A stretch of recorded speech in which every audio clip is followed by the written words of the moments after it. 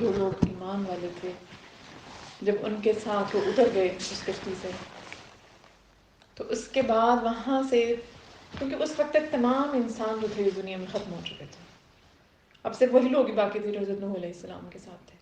اسی لیے حضرت نوح علیہ السلام کو آدم ثانی بھی کہا جاتا ہے، کیونکہ آدم علیہ السلام پہلے تھے، اس کے بعد پوری دنیا جو ہے باقی لوگ ان کی اولادوں میں سے، اور دنیا بنی انسان پہلے. اور اسی طرح حضرت نوح علیہ السلام کے ٹائم پہ بھی پوری دنیا کیونکہ طوفان نوح سے تباہ ہو گئی، سب لوگ جو ہے وہ ختم ہو گئے. تو حضرت نوح علیہ السلام اور ان کی آل اور ان کی اولاد ہی تھی جو ان کے ساتھ تھی، یا پھر جو ان کے ساتھ لوگ تھے. اس لیے حضرت نوح علیہ السلام کا لقب جو ہے وہ آدم ثانی بھی ہے.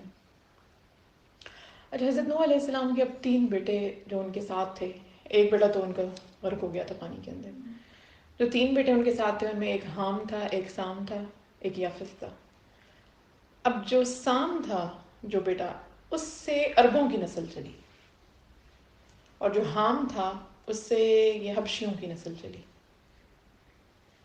تو سام سے جب عربوں کی نسل چلی تو وہ جتنے بھی عرب کے لوگ آہستہ آہستہ دنیا پھیلی. پھر اسی طرح سام کی اولاد میں سے، حام کی اولاد میں سے، یافس کی اولاد میں سے دنیا پھیلی، اولادیں ہوئی ان کی. کوئی کسی علاقے میں جا کے بسا، کوئی کسی علاقے میں جا کے بسا.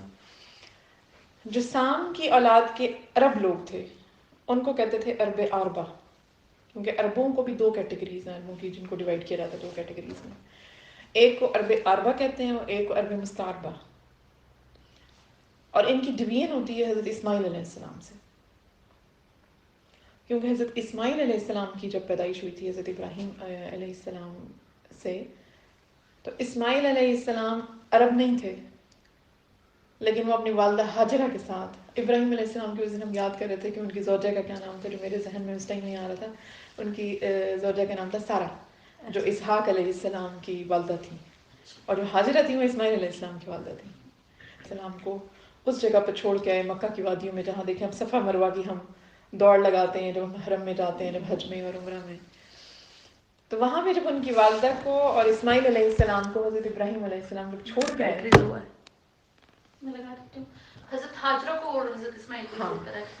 1 منٹ سوری میں چارجر رکھنا، کیونکہ سب سے پہلے جو ان کی زوجہ تھی وہ سارہ تھی، لیکن سارہ میں سے کوئی اولاد نہیں، بچے نہیں تھے. تو سارہ کے بعد انہوں نے جو نکاح کیا وہ بی بی اما ہاجرہ سے کیا. تو اما ہاجرہ سے جب انہوں نے نکاح کیا اور اسماعیل علیہ السلام کی پیدائش ہوئی تو ابراہیم علیہ السلام وہی